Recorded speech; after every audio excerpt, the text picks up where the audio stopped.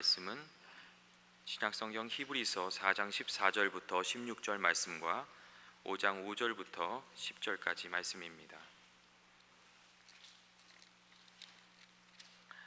신약성경 356면에 있는 히브리서 4장 14절부터 16절 말씀과 5장 5절부터 10절까지 말씀입니다. 먼저 히브리서 4장 14절부터 16절 말씀을 봉독하도록 하겠습니다. 그러므로 우리에게 큰 대제사장이 계시니 승천하시니 곧 하나님의 아들 예수시라. 우리가 믿는 도리를 굳게 잡을지어다. 우리에게 있는 대제사장은 우리의 연약함을 동정하지 못하시리가 아니요 모든 일에 우리와 똑같이 시험을 받으신 이로되 죄는 없으시니라. 그러므로 우리는 긍휼하심을 받고 때를 따라 돕는 은혜를 얻기 위하여 은혜의 보좌 앞에 담대히 나아갈 것이니라. 5장 5절부터 10절까지 말씀 읽도록 하겠습니다. 5절입니다.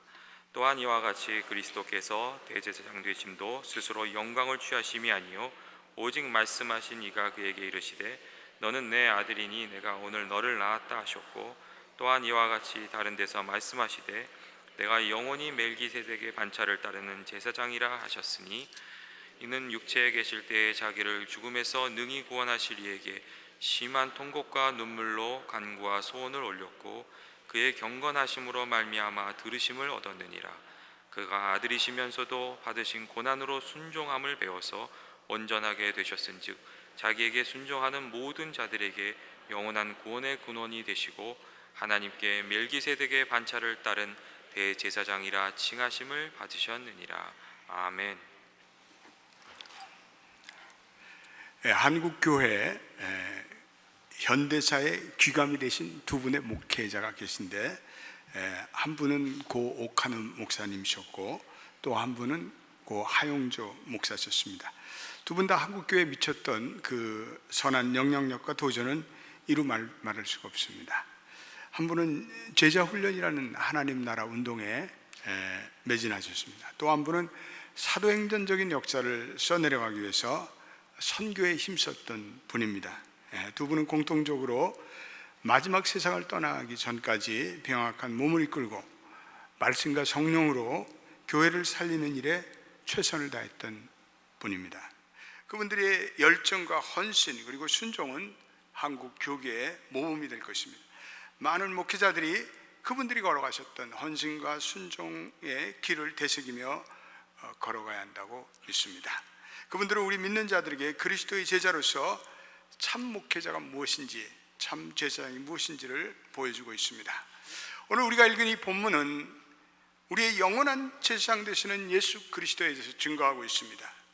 4장 14절에 우리에게 큰 제사장이 있다고 말씀하고 있습니다. 또 5장 6절에는 멜기세덱의 반차를 따르는 제사장에 대해서 제사장이라고 말씀하고 있습니다. 10절에서도 예수 그리스도는 큰 제사장이라 이렇게 증거하고 있습니다. 여러분, 제사장은 뭘 하는 것입니까? 우리가 읽은 그 5장 1절에 보니까 하나님께 속한 일에 사람을 위해서 예물과 속지 않은 제사를 드리는 분이다 이렇게 되어 있습니다. 제사장은 무엇보다도 인간의 죄를 대속하기 위해서 속지 않은 제사를 드리는 사람이 바로 제사장입니다. 그런데 예수 그리스도께서는 그분 자신이 하나님의 어린 양이 되셔서 우리의 죄를 속하는 그분 자신이 친히 희생제물이 되셨습니다. 그래서 그분은 어떤 의미에서 진정한 우리의 대제사장이 되십니다. 그분이 이 땅에 오심으로 우리에게 진정한 생명의 길이 무엇인지를 가르쳐 주셨습니다. 죄악으로 인해 죽을 수밖에 없는 우리를 위해서 그분은 대속의 제물이 되셔서 우리의 죄값을 기꺼이 감당하셨습니다. 오늘은 고난주일입니다. 우리는 대제사장으로서 주님께서 걸어가신 그 낮아짐의 현장을 우리 묵상하면서 오늘 저와 여러분들이 은혜 받게 되기를 바랍니다. 첫 번째 예수 그리스도의 낮아짐의 현장은 성육신의 현장이었습니다. 무엇보다도 예수 그리스도는 하늘 보좌를 버리시고 이 땅에 오셨습니다. 빌립보서 2장 6절과 7절에는 그러한 주님의 낮아짐을 이렇게 표현하고 있습니다. 같이 읽어보겠습니다. 시작. 그는 근본 하나님의 본체시나 하나님과 동등됨을 취할 것으로 여기지 아니하시고 오히려 자기를 비워 종의 형체를 가지사 사람들과 같이 되셨고, 그는 하나님과 같으신 분이었습니다. 그런데 자기를 비워서 사람이 되고 종의 모양으로 오셨다고, 그리고 십자가에서 죽으셨습니다. 이것이 바울의 기독론의 핵심입니다. 여기 그리스도의 마음이 있습니다. 하나님이 인간과 관계를 맺기 위해서 인간의 옷과 인간의 문화를 입고 오실 정도로 자기를 낮추셨습니다. 하나님은 십자가에서 죽으심으로 종의 형체로 오셨습니다. 하나님이 지극히 낮은 자의 모습으로 오셨습니다. 이것은 신비 중에 신비이며 복음 중에 복음입니다. 사람의 형체를 입지 않고 어떻게 하나님께서 인간과 만날 수 있습니까? 그런데 그 영광의 형체를 버리고 인간의 모습으로, 인간의 형체로 오셨다는 것입니다. 7절에 자기를 비웠다. 놀라운 말씀이죠. 우리가 묵상하고 묵상해야 할 말씀입니다. 한문으로는 빌공이라는 이 단어를 쓰고 있는데, 본래의 형체를 벗으시고 그리고 종의 형체를 입으셨다는 것입니다. 왜 그렇습니까? 이유는 단 한 가지입니다. 그분은 인간 우리와 만나시고 그리고 우리를 구원하시기 위하십니다. 다미엔 성자의 얘기를 많은 분들이 들으셨을 것입니다. 그는 평생을 문둥병자로 살아가다가 죽은 분입니다. 그는 문둥병자들이 사는 몰카이라는 섬을 지나가다가 그의 마음속에 말할 수 없는 긍휼함이 찾아왔습니다. 그들이 불쌍히 여겨졌습니다. 그래서 나는 이들을 위해서 전도하며 일평생을 보내겠다, 그렇게 하나님께 다짐합니다. 그래서 많은 물자를 가지고 그 몰카이 섬으로 들어갑니다. 그러나 사람들은, 문둥병자들은 마음을 열지 않습니다. 그래서 그는 하나님께 간절히 기도합니다. 하나님, 내가 문둥병자가 되게 해주세요. 하나님, 내가 문둥병자가 되게 해주세요. 그리고 자신이 문둥병에 걸립니다. 그리고 문둥병자를 찾아다닐 때 사람들이 비로소 마음의 문을 엽니다. 여러분, 바로 이것이 성육신의 복음입니다. 하나님 높은 보좌에 팔짱을 끼고 그리고 사람들이 올라오기를 기다리시는 분이 아니시고 이 땅의 영광의 본체를 버리시고 친히 이 땅에 내려오셨습니다. 종의 모습으로 가장 가난하고 천한 사람으로 나타나셨습니다.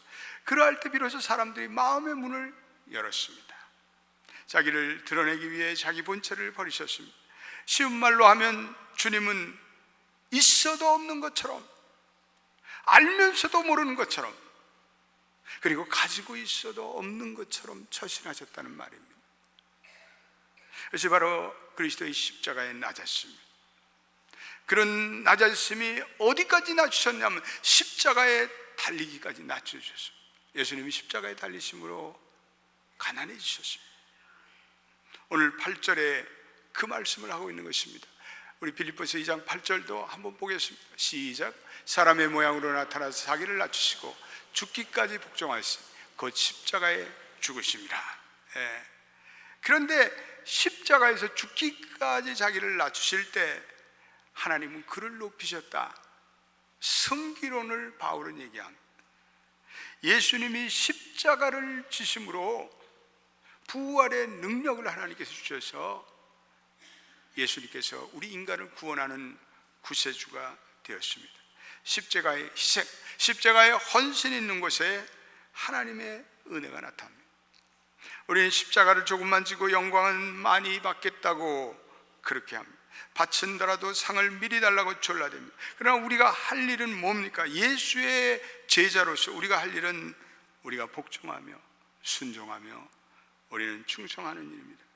우리가 교회 일을 하고 물론 수고한 후에 칭찬을 받을 수가 있습니다. 그러나 우리가 칭찬을 위해서 수고한다면 그것은 주님의 낮아지심이 아닙니다. 겸손하고 낮아진 주님을 우리는 묵상하고, 십자가를 지신 예수님은 하나님을 먼저 높이시고 그리고 하나님께 영광을 돌리셨습니다. 오늘 히브리서 5장 5절은 그는 스스로의 영광을 취하지 않았다, 이렇게 말씀하고 있습니다. 얼마나 귀한 낮아지심입니까? 우리가 모두 이 귀한 낮아지심에 마음을 품고 살 때 우리의 가정도, 우리의 교회도 무슨 분쟁이 있겠습니까? 무슨 다툼이 있겠습니까? 변명도 말고 우리 칭찬 들을 생각도 말아야 합니다. 우리는 죽기까지 충성하고 내일을 기다리면 하나님이 우리를 높여주시는 것입니다. 이 그리스도의 낮아지는 마음을 품는 그곳마다 주님의 은혜가 흘러갈 줄로 믿습니다. 오늘날 교회 목회자들이, 교회 지도자들이 하나님의 영광을 위해서 일한다고 하지만 하나님의 영광을 짓밟고 더 높아지려 하지 않습니다.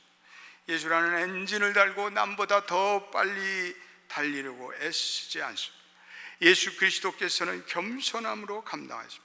낮아짐으로 감당하십니다. 십자가의 죽으심으로 감당하셨습니다. 요즘에 우리 한국 교계에서 일어나는 일을 보면서 마음이 아프고 교권주의가 흥행하고 부정이 난무합니다.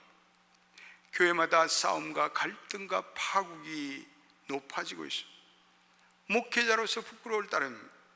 앞서간 신실한 목사님들에게 송구할 따름입니다. 왜 그렇게 인위적으로 높아지려는 사람들이 많은지 안쓰러울 따름입니다. 이름을 내고 권위를 세우고 학위를 높이고 왜 그런 일에 우리 목회자들이 관심이 많은지, 주님의 낮아지심의 마음이 우리들에게 임하기를 축원합니다.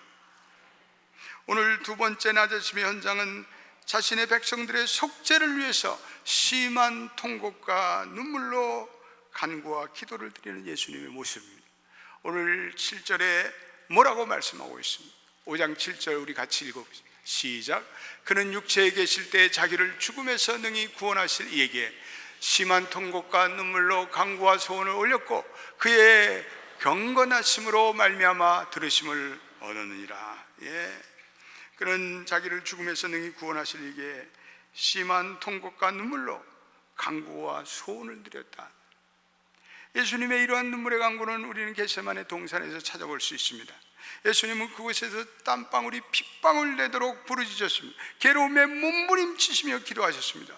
다가올 그 고난의 무게에 우리 인간을 구원하는 그 일에 그분은 모든 사력을 다해서 기도하셨습니다.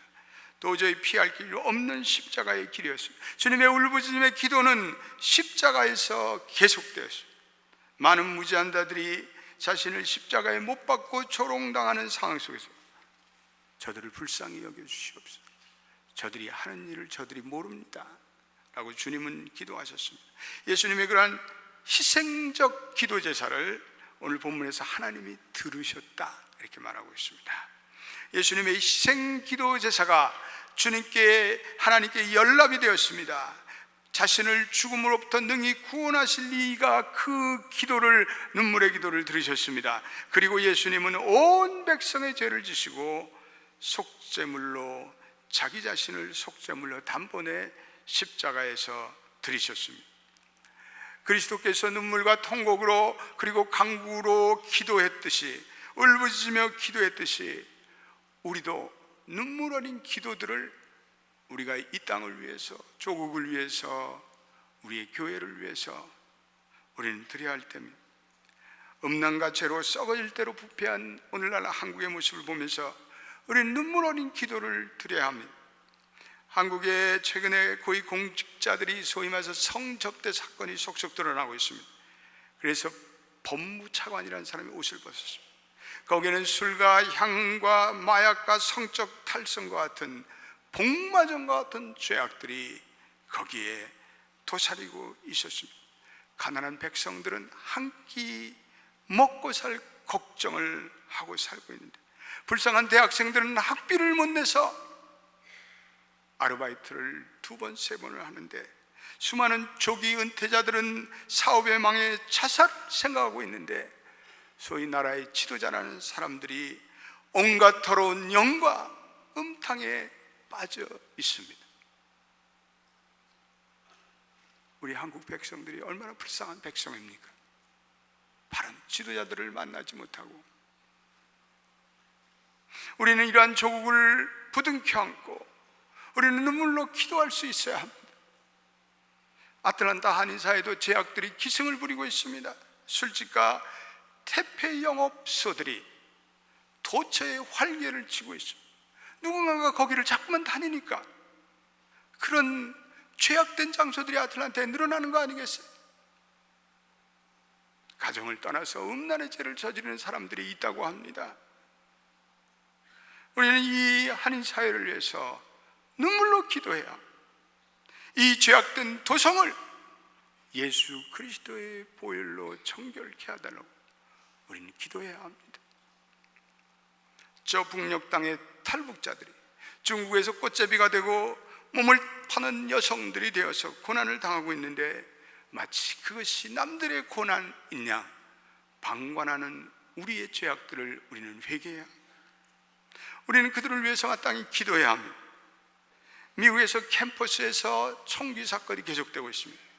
매일, 요즘에는 신문에 보면 매일 총기 사건이 계속 일어나고 있습니다.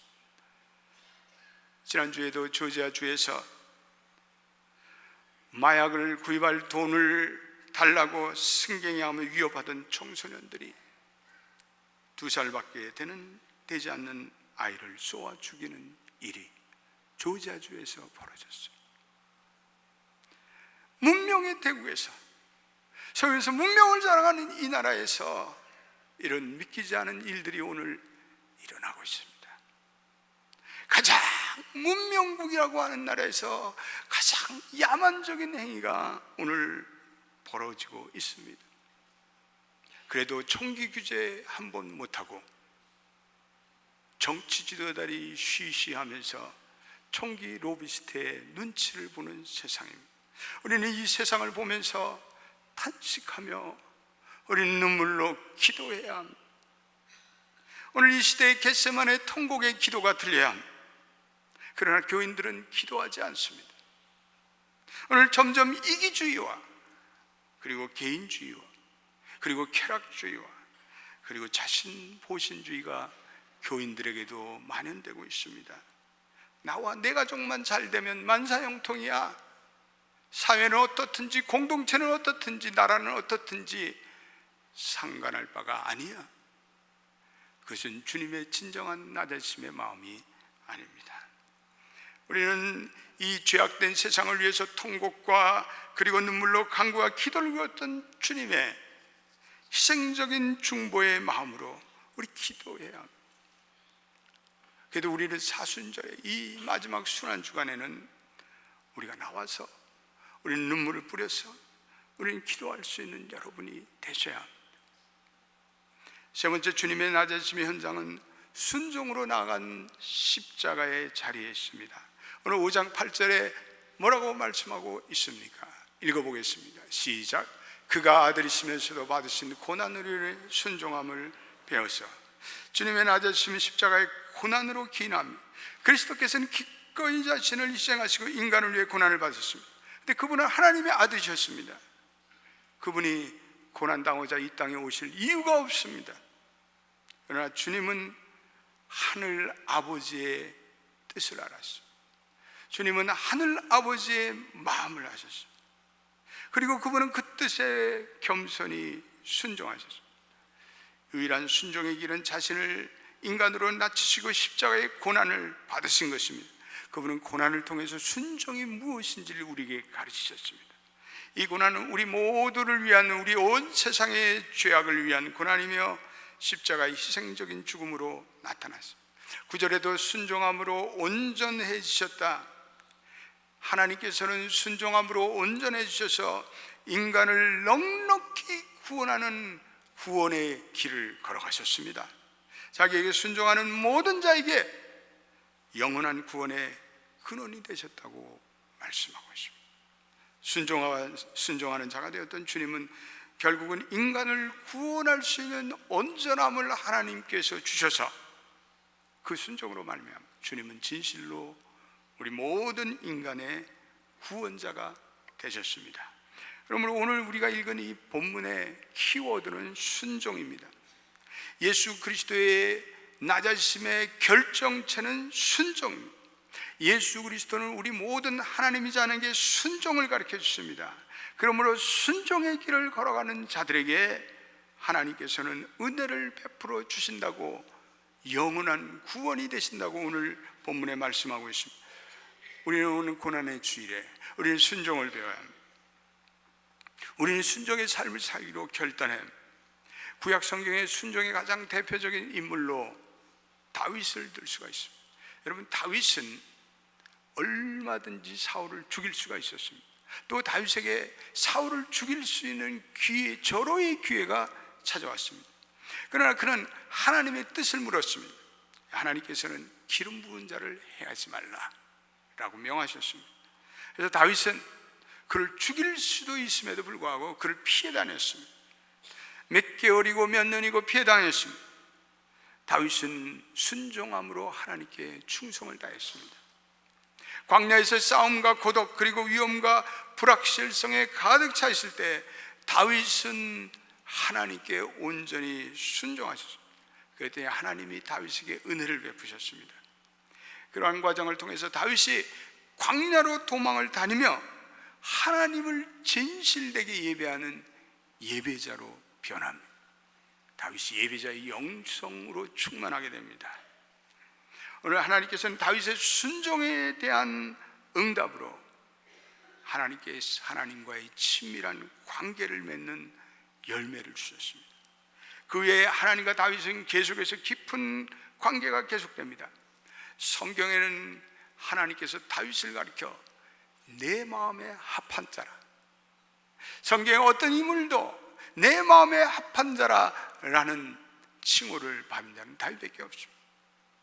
우리가 주님처럼 그리고 다윗처럼 순종할 때 하나님은 우리에게 은혜를 베푸십니다. 요한복음 14장 21절에 이런 말씀이 나옵니다. 우리 한번 다 읽어보겠습니다. 시작. 나의 계명을 지키는 자라야 나를 사랑하는 자니 나를 사랑하는 자는 내 아버지께 사랑을 받을 것이요 나도 그를 사랑하여 그에게 나를 나타내리라. 할렐루야. 순종하는 자에게 아버지의 사랑을 받을 것이요 그를 사랑하여 그에게 나를 나타내리라. 하나님이 은혜를 주신다는 말씀이죠. 오늘 다윗이 순종할 때 그는 하나님의 사랑을 받고 하나님과의 깊은 인격적인 친밀한 관계에 들어갈 뿐 아니라 그는 하나님의 은혜를 덧입게 되었습니다. 그 외에 다윗은 고난의 시간을 통과하고 그는 하나님께 비로소 왕으로 세움받았습니다. 그리고 세움받은 모든 왕들이 다윗과 비교해 평가되었습니다. 다윗의 영향력이 확대되었습니다. 그의 리더십은 하나님의 나라를 위해서 귀하게 쓰임받게 되었습니다. 짧은 130년의 한국 역사 속에서 그리스도의 복음을 지키기 위해 끝까지 희생과 순종의 길을 걸었던 많은 우리 믿음의 선조들이 있습니다. 주기철 목사, 손양원 목사님, 이기품 목사님, 그들의 이름들을 일일이 거론할 수 없지만 그들의 순종의 제사가 오늘 한국 교회를 형성했습니다. 오늘도 그의 이름들은 소멸되지 않습니다. 그들은 여전히 한국 교회의 영원한 순종의 사도들로 남아 있습니다. 우리는 하나님 앞에 어떠한 순종을 보이고 있습니다. 외적인 양 봉사를 하고 순종을 다했다고 자랑할 수 없습니다. 우리는 예수 그리스도의 순종, 십자가에 감당한 희생, 섬김, 사랑의 모습 속에서 진정한 순종의 길을 걸어가야 합니다. 우리가 순종할 때 주님은 우리의 진정한 대제사장이 돼서 때를 따라 돕는 은혜를 주신다고 오늘 우리가 읽은 4장 15절에 말씀하고 있습니다. 우리는 순종을 통해서 하나님의 긍휼하심을 받아야 합니다. 4장 15절 말씀 우리 한번 같이 읽어보겠습니다. 시작. 우리에게 있는 대제사장은 우리의 연약함을 동정하지 못하시가 아니요 모든 일에 우리와 똑같은 시험을 받은 이로되 죄는 없으시니라. 주님은 우리를 긍휼히 여기십니다. 우리가 약할 때, 우리가 지칠 때, 우리가 상해있을 때 그분은 그냥 지나치는 법이 없습니다. 오늘 주님이 친히 고난을 받으시고 주님이 친히 시험을 받으시기 때문에 우리 인간들의 연약함을 아십니다. 그렇기 때문에 시험받는 우리들을 능히 도와줄 수 있는 그분이라고 말씀하고 있습니다. 체휼하다는 심파데사이라는 헬라어는 동정하다, 연민히 여기다, 고통받다. 어떤 사람에 대해서 그 마음의 상처와 고통을 내 것으로 동질하는, 공감하는 마음, 우리는 이것을 감정이입의 마음이라 이렇게 말씀합니다. 우리가 고통을 당할 때 예수 그리스도께서 우리와 함께 아파하십니다. 우리가 자식을 키우면서 애가 아프면 그 아픔이 내 마음으로 전달됩니다. 하나님, 내가 아프죠. 내가 아프고 말겠습니다. 내 자식에게는 고통을 덜어주세요. 우리는 이렇게 부르짖으며 기도하는 그것이 부모의 마음. 아픈 자녀를 지켜보면서 한밤을 하얗게 세우는 것이 바로 부모의 마음. 그것이 우리의 주님의 마음입니다. 그것이 아버지의 마음입니다. 그분은 고난의 상황 때 우리의 어려움을 아시고 똑같은 고통의 마음으로 우리에게 다가오십니다. 우리가 병으로 아파할 때, 우리가 시련을 겪을 때, 우리가 유혹에 넘어질 때, 죄에 빠질 때, 사고를 당할 때, 공허와 절망에 방황할 때, 사랑하는 사람을 상실할 때, 그리고 파산당할 때, 굶주릴 때, 핍박받을 때, 죽음의 위기에 처했을 때, 그분은 인간의 모든 고통의 상황 속에서 그분은 진정한 제사장이 되어서 우리의 아픔을 채울하시는 그런 분이십니다. 우리가 이보다 크신 주님을 어디서 만나겠습니까? 우리가 이러한 분을 세상에서 어디서 만날 수가 있습니까? 누가 이러한 커다란 사랑을 가지고 계신 분이 세상에 어디 있단 말입니까? 아비가 자식을 불쌍히 여긴 같이 여호와께서 자기를 경외하는 자를 불쌍히 여긴다고 시편 103편 13절에 말씀하고, 우리는 어떻게 그분의 긍휼함을 받을 수 있을까요? 하나님의 긍휼함을 받는 자가 도대체 누구입니까? 자기의 힘을 의지하는 사람은 아닙니다. 자기의 물질을 의지하는 사람 아닙니다. 자기의 명철과 자기의 지혜와 자기의 경력을 자랑하는 사람 아닙니다. 마음이 높고 교만한 사람이 아닙니다. 우리는 하나님으로부터 긍휼을 받기 위해 우리의 있는 모습 그대로를 가지고 주님께 나가야 합니다. 넘어지고 쓰러지고 시험에 연약하고 세상에 실패하고 병들고 상처받기 쉬운 우리의 모습, 우리는 그것을 그대로 진실되게 가지고 나면 주님은 우리를 긍휼히 여기십니다. 내 모습 이대로 주받으시옵소서. 날 위해 돌아가신 주 날 받으옵소서. 제가 나이가 들면서요, 이런 마음이 제 마음속에 솟구칩니다. 이제는 솔직히 나를 드러내자, 나를 보이자. 예전엔 숨기려는 마음이 있었습니다. 알고 싶지 않은 것도 있었습니다. 그런데 이제는 내 나이에 숨길 게 뭐가 있느냐? 뭐를 그렇게 숨기고 살 게 뭐가 있니? 다 드러내고 투명하게 살지. 자랑하지도 과장하지도 말고 자연스러움이 하나님의 은혜다.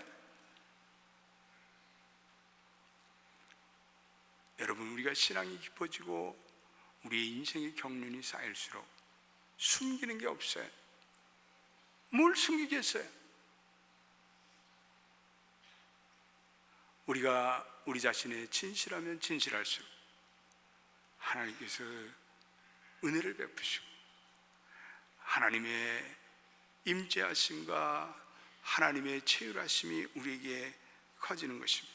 주님은 우리의 실패를 통해서 하나님의 긍휼을 베푸고 절망의 바닥을 치는 실패의 경험이 우리의 빈 마음을 만듭니다. 우리가 그 빈 마음을 가지고 주님께 나가면 주님께서는 풍요로운 은혜로 그 빈 마음에 채워주십니다. 주님께 순종하는 사람, 주님이 긍휼히 여기시는 은혜를 베풀어 주십니다. 다윗이 그러했고 우리 주님이 그러했습니다. 주님을 순종하는 사람에게 하나님의 보호하심과 하나님의 공급하심 아래 살아가도록 하십니다.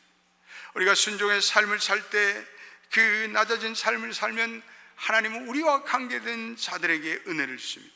자녀들을 축복해 주시고 배우자의 마음을 움직여 주시고 그리스도의 몸을 세워가게 하시며 하나님께 영광을 돌리게 하시고 많은 사람들에게 그리스도를 알고자 하는 열망을 주시며 불신자들을 그리스도께 돌아오게 합니다. 순환주간에 인간의 몸을 입으시고 이 땅에 오신 주님의 낮아지심을 우리가 묵상합니다. 겟세마네 동산에서 땀방울이 핏방울 내도록 기도하신 주님의 기도의 낮으심의 자리를 묵상합니다. 순종으로 온전해지신 그 십자가의 낮아심을 묵상합니다. 그 낮아심의 현장에 저와 여러분들을 초청합니다. 기도합시다. 하나님, 주님은 진정 낮아심이 되어서 하늘의 영광을 마땅히 누려야 할 뿐이 자기를 위해 사람이 되고 종이 되셨습니다. 십자가에 죽으셨습니다.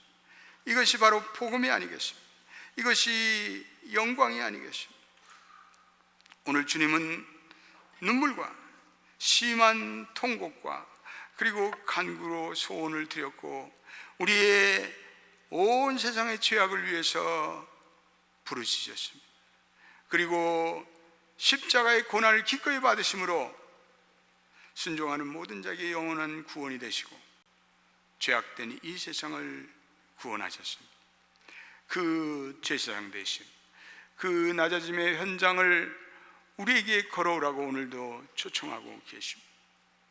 우리가 그 길을 걸어갈 때 주님은 우리의 인생을 인도하시고 공급하시고 우리는 주님께서 우리의 삶에 은혜를 베푸시는 줄로 믿습니다. 고난의 이 주일 주님의 낮아지심을 묵상하며 주님께서 걸어가신 그 길을 우리 연합교회 모든 성도들이 걸어가게 하옵소서. 예수님의 이름으로 기도드립니다. 아멘.